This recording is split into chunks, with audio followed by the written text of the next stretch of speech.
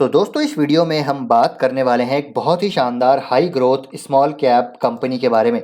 और ये जो कंपनी है बेसिकली प्रॉक्सी प्ले है टूवर्ड्स स्टील इंडस्ट्री। तो अगर आप स्टील सेक्टर को प्ले करना चाहते हैं तो आपको इस कंपनी के थ्रू प्ले करना चाहिए इनडायरेक्टली, क्योंकि इसका जो फ्यूचर पोटेंशियल है मुझे काफ़ी यहाँ पर अच्छा नज़र आ रहा है, जिसके बारे में आपको मैं इस वीडियो में डिटेल में समझाने वाला हूँ।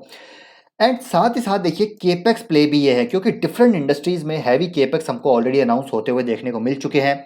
चाहे मैं स्टील इंडस्ट्री की बात करूं, केमिकल की बात करूं, सीमेंट इंडस्ट्री की बात करें, फार्मा, ग्लास, मेटल, हर जगह हैवी केपेक्स ऑलरेडी अनाउंस हो रहे हैं। केपेक्स साइकिल हमको रिवाइवल यहाँ पर होता हुआ नजर आ रहा है। तो एक ये जबरदस्त केपेक्स प्ले भी है, और साथ ही में चाइना प्लस वन थीम, जो कि एक बहुत बड़ी थीम होने वाली है आने वाले समय में, ऑलरेडी चल रही है। तो इसका भी है कि तगड़ा बेनिफिशियरी है। इसके पीछे क्या रीजन है वो आपको मैं इस वीडियो में समझाने वाला हूं। तो इस वीडियो में दोस्तों हम पूरी इस इंडस्ट्री, पूरे सेक्टर को डिटेल में यहाँ पर समझने वाले हैं। इस कंपनी को हम यहाँ पर समझने वाले हैं, क्यों ये कंपनी यहाँ पर अच्छी नज़र आ रही है, क्यों इसमें इतना पोटेंशियल नज़र आ रहा है, क्यों यहाँ पर जो ये कंपनी है इसके पास क्यों यहाँ पर एक एज नज़र आ रहा है अपने कंपेटिटर्स के कंपैरिजन में, क्या एंट्री बैरियर्स हैं, क्या यहाँ पर जो एक्सपेंशन प्लान्स है, सारी चीज़ें, काफ़ी सारी चीज़ें मैं आपको इस वीडियो में बताने वाला हूँ। तो प्लीज़ आप इस वीडियो को दोस्तों बिना स्किप करे पूरा ज़रूर देखिएगा। काफ़ी interesting, informative and important video आप सभी के लिए ये होने वाला है। काफ़ी कुछ आपको सीखने को मिलने वाला है। तो यहाँ पर दोस्तों ये जो है स्टील इंडस्ट्री की एक इनडायरेक्ट प्ले है। तो ये जो सेगमेंट है, ये जो सेक्टर है दोस्तों, वो है रिफ्रैक्ट्रीज सेक्टर, यानी कि रिफ्रैक्ट्री प्रोडक्ट्स। बेसिकली यहाँ पर कई सारी इंडस्ट्री में यूज़ होते हुए हमको देखने को मिलते हैं। मेजरली अगर मैं बात करूं तो स्टील सेक्टर में इनका यूसेज है। जैसे कि आप इमेज पे देख पा रहे हैं, ये सेरेमिक जो मटेरियल है ये यहाँ पर यूज़ आता है। और स्टील इंडस्ट्री में हमने देखा है कि बहुत बड़े बड़े केपेक्स ऑलरेडी अनाउंस हो चुके हैं। JSW, Tata, SAIL, metal industry में, सीमेंट में, काफ़ी सारी जगह यहाँ पर हमको केपेक्स ऑलरेडी, बड़े हैवी केपेक्स ऑलरेडी अनाउंस हो चुके हैं। और रिफ्रैक्ट्री प्रोडक्ट्स का एक मेजर क्रिटिकल एप्लीकेशन है इंडस्ट्रीज़ में, जो मैं आपको बताता हूँ एक एक करके। चलिए, रिफ्रैक्टरी प्रोडक्ट्स होता क्या है? तो बेसिकली देखिए, refractories are ceramic materials design to withstand very high temperatures exceeding 1200 degree Celsius. तो 1200 डिग्री सेल्सियस से ज़्यादा तापमान को सहने के लिए ये मटेरियल, ये सेरेमिक मटेरियल्स दोस्तों यहाँ पर डिज़ाइन किए जाते हैं विदाउट अंडरगोइंग फिजिकल और chemical changes while remaining in contact with molten slag, metal and gases. Simple भाषा में बात करें तो ये जो रिफ्रैक्टिव प्रोडक्ट्स हैं बेसिकली दोस्तों, जो फर्नेस होते हैं, जो रिएक्टर्स होते हैं, जो वेसल्स होते हैं, उनकी इनसाइड जो वॉल है उस पर लगाया जाता है, ताकि 1200-1500 डिग्री तापमान पे जब यहाँ पर लोहा पिघलाया जाता है, स्टील पिघलाया जाता है, तो फर्नेस और जो वेसल है उसको नुकसान ना पहुंचे। तो as a protective covering, as a protective shield की तरह ये यूज़ होता है। क्योंकि अगर फर्नेस खराब हो गया तो उसकी कॉस्ट बहुत हैवी होती है, बहुत हैवी कॉस्ट होती है फर्नेस की, रिएक्टर्स की, वेसल की।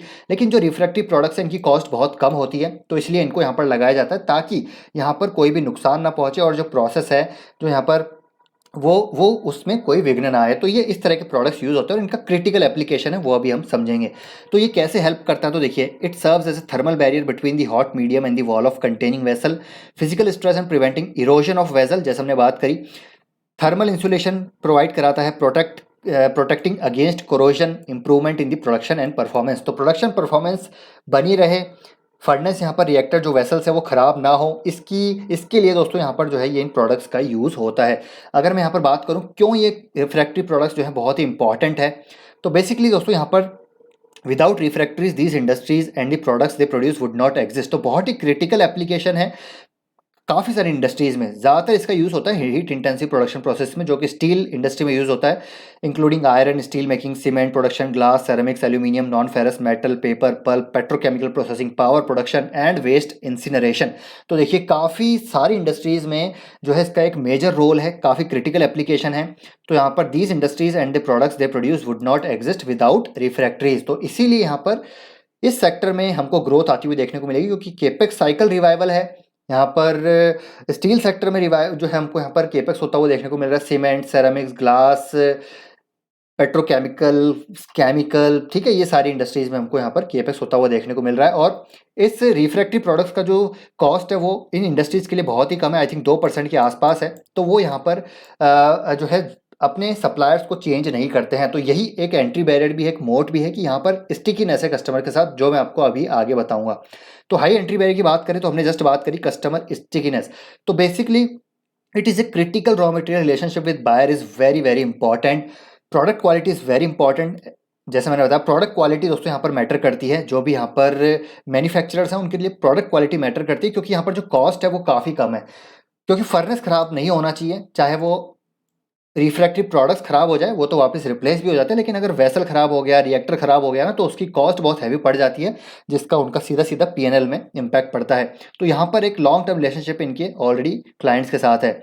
तो प्रोडक्ट क्वालिटी काफ़ी इंपॉर्टेंट है यहाँ पर। तो और R&D भी काफ़ी रिक्वायर्ड है इस सेक्टर में to be more efficient. Only large players have this capability. तो इस सेगमेंट में, इस सेक्टर में दोस्तों कंसोलिडेशन हो रहा है। बहुत कम प्लेयर अब यहाँ पर बच पा रहे हैं, क्योंकि यहाँ पर एंट्री बैरियर्स काफ़ी सारे हैं और भी कई सारी चीज़ें हैं जो आपको मैं आगे वाली स्लाइड्स में बताऊंगा।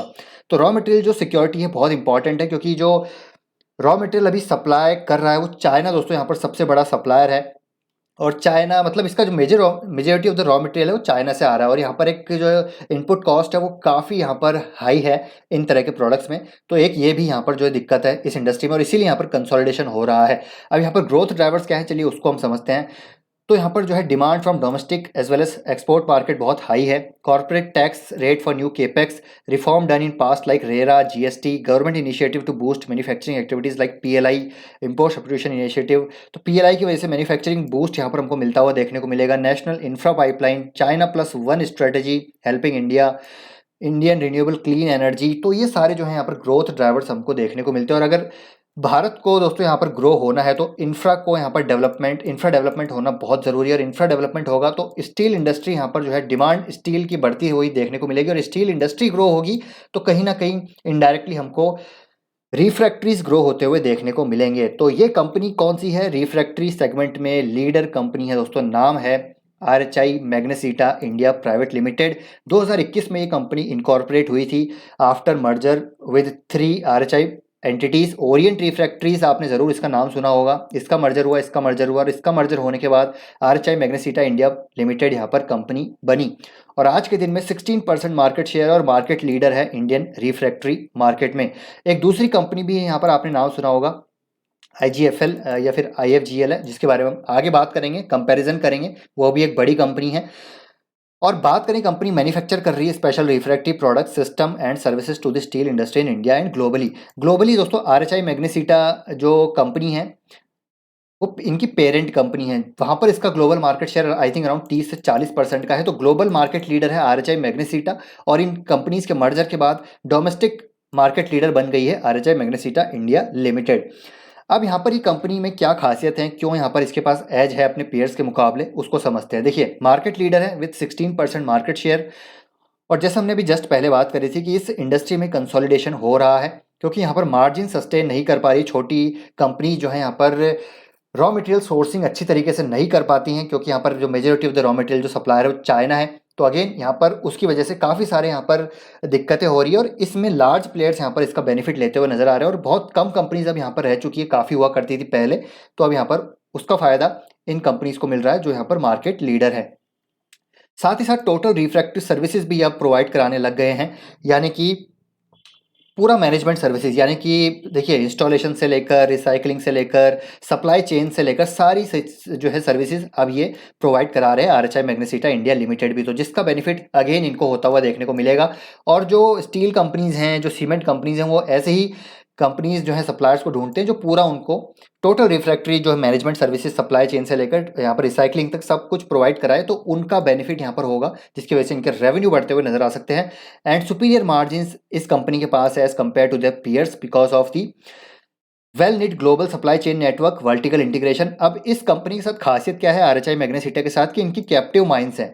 इनकी कैप्टिव माइंस हैं जो इनकी पेरेंट कंपनी है RHI मैग्नेसिटा, उनकी कैप्टिव माइंस है ब्राज़ील में, यूरोप में, और 3-4 जगह और है कैप्टिव माइंस है, जिसकी वजह से इनकी रॉ मटेरियल सोर्सिंग ईजी पड़ती है एज कम्पेयर टू पीयर, जिसकी वजह से इनके मार्जिन इंप्रूव होते हैं और यहाँ पर इसको फायदा मिलता है। एक और लिस्टेड कंपनी है वेसुवियस इंडिया और IFGL। तो ये दो है listed companies. These are dependent on imports from China for their raw material requirement, but RHI Magnesita की जो है डिपेंडेंसी है चाइना पे है, लेकिन इनसे कम है। वो अभी हम देखेंगे कितनी कम है। तो देखिए, RHI Magnesita India can source its raw material from parent company RHI Magnesita further localisation and recycling, it's leading to reduce demands from imports. अब better capacity utilisation of than competitors, तो इंडस्ट्री की जो capacity utilisation है वो 50-60% के आसपास चल रही है। इस कंपनी की बात करें तो 85% की कैपेसिटी यूटिलाइजेशन पे काम कर रही है और इसीलिए यहाँ पर ये मार्केट लीडर है। प्रोडक्ट मिक्स इनका बेहतर है, leading to higher margin. The company is into Tundish management, which is niche area where it gets higher margin. Almost 15% of its business comes from managing the process flow control for the steel companies, which again is a high margin business. जो हम यहाँ पर बात कर रहे थे अभी, जो यहाँ पर टोटल रिफ्रैक्टरी जो मैनेजमेंट सर्विसेज है, ये कंपनी अब यहाँ पर प्रोवाइड करना शुरू कर चुकी है। और स्लाइड गेट रिफ्रैक्टरीज, ये कुछ स्पेशल रिफ्रैक्टरी प्रोडक्ट्स हैं। स्लाइड गेट क्रिटिकल एप्लीकेशन है दोस्तों इनका भी। तो basically these are used in regulating the flow of the liquid steel from ladle to tundish. तो यहाँ पर ये हैं जहाँ पर जो कि हाई मार्जिन ये जो प्रोडक्ट है। आइसोस्टैटिक रिफ्रैक्टरी, ये भी एक हाई मार्जिन बिजनेस है, ऑल्सो यूज्ड इन एक्सपोर्ट्स। तो इसकी वजह से इनको पीयर्स के मुकाबले यहाँ पर एक एज है। कैपेसिटी एक्सपेंशन की प्लान की बात करें तो करीब 400 करोड़ का ये कैपेसिटी एक्सपेंशन करने वाले अगले 3 साल में।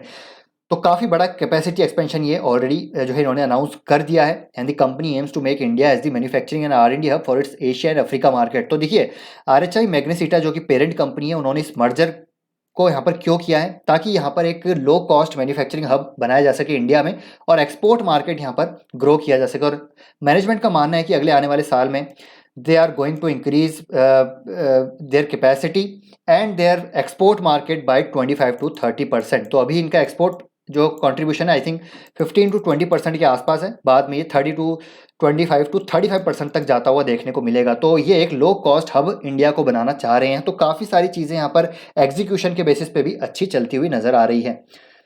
अब यहाँ पर एक और जो एक्सपेंशन दोस्तों यहाँ पर हम बात करेंगे, इन्होंने हाल ही में देखिए कटक का मैन्युफैक्चरिंग जो है प्लांट यहाँ पर एक्वायर किया है। मैग्नीशिया ब्रिक्स यहाँ पर जो है ये बनाने वाले हैं, डी बॉटलनेकिंग करने वाले हैं फेज्ड मैनर में from 10K tons to 18K turns.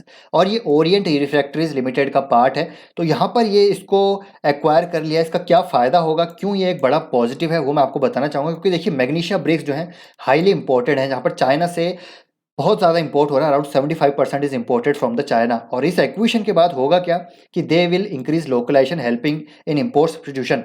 तो जी हाँ दोस्तों, यहाँ पर ये इम्पोर्ट सब्स्टिट्यूशन क्रिएट कर रहे हैं मैग्नीशिया ब्रिक्स में। तो ये कटक का प्लांट जो एक्विजिशन है, ये इनका बहुत ही फ्रूटफुल हो सकता है आगे आने वाले भविष्य में।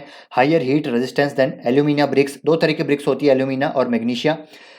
तो ये मैग्नीशिया जो ब्रिक्स है वो हायर हीट रेजिस्टेंट होती है as compared to alumina and cost saving due to recycling. तो इस प्लांट के एक्विजिशन के बाद यहाँ पर जो है डी बॉटलनेकिंग होने के बाद अगेन यहाँ पर दोस्तों हमको फेज वाइज यहाँ पर कैपेसिटी बढ़ती हुई नजर आएगी और डिमांड जो है मैग्नीशिया ब्रिक्स की ज़्यादा है। तो अगेन ये भी एक बहुत बड़ा पॉजिटिव इनके लिए फ्यूचर में हो सकता है। अब बात करते हैं इस प्रोडक्ट में क्या एक और अच्छी चीज़ है, क्यों RHI मैग्नेसिटा जैसी कंपनी यहाँ पर अच्छी नज़र आती है। देखिए अगर आप बोलेंगे स्टील इंडस्ट्री को आप प्ले करेंगे तो वहाँ पर आपको काफ़ी वॉलेटिलिटी फेस करनी पड़ेगी, क्योंकि प्योर प्ले कमोडिटी प्ले है steel sector.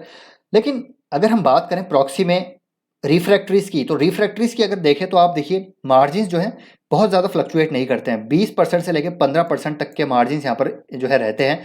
RHI Magnesita, Vesuvius India, IFGL refractories, देखिए 15 से 20% के बीच जो है RHI मैग्नेसिटा के मार्जिन रहते हैं, जो कि ब्लू लाइन आपको दिख रही है। देखिए 15% जो है यहाँ पर बॉटम रहता है, 20% हाई रहता है। तो 15 से 20% मार्जिन यहाँ पर ये कंपनी मेंटेन करती है। लेकिन अगर हम बात करें स्टील प्लेयर्स की, तो स्टील प्लेयर्स देखिए माइनस में चले जाते हैं। जब स्टील साइकिल अपवर्ड साइकिल जो अप साइकिल आती है तो 25-30% तक मार्जिन यहाँ जो है क्लॉक करते हैं। एंड देन जब डाउन साइकिल आती है तो 5%, -5%, सिंगल डिजिट मार्जिन पे काम करते हैं। इसलिए काफ़ी वॉलेटाइल मामला रहता है यहाँ पर ऑपरेटिंग मार्जिन में। लेकिन रिफ्रैक्टरीज के साथ ये सिचुएशन नहीं है, तो इसीलिए ये एक बेहतर प्रॉक्सी प्ले नज़र आता है स्टील इंडस्ट्री के लिए।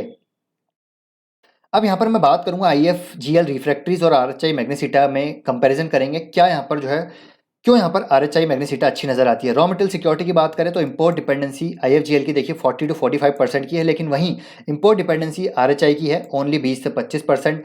पेरेंट कंपनी जो है वर्टिकली इंटीग्रेटेड है, इनकी खुद की कैप्टिव माइंस है, जैसे मैंने बोला, इसकी वजह से इनको यहाँ पर रॉ मटेरियल सिक्योरिटी ज़्यादा मिलती है। रिसाइकलिंग प्रोसेस भी है इनके पास। एक्सपोर्ट की बात करें तो 40% इनका फोकस जो है focus is more on domestic market. Export जो है 20-25% का है। प्रोडक्ट बास्केट बात करें तो स्पेशल रिफ्रैक्टरीज और मोनोलिथिक्स में है।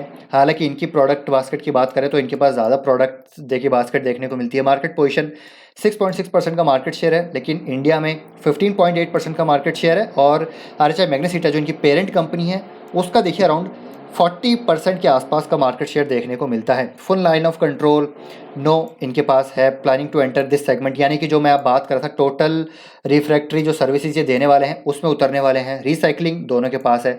तो ओवरऑल आरएचआई मैग्नेसिटा आईएफजीएल के मुकाबले अच्छी नज़र आ रही है। तो ये है दोस्तों पूरा बिजनेस एनालिसिस, पूरा इंडस्ट्री एनालिसिस आरएचआई मैग्नेसिटा क्यों यहाँ पर अच्छी नज़र आ रही है।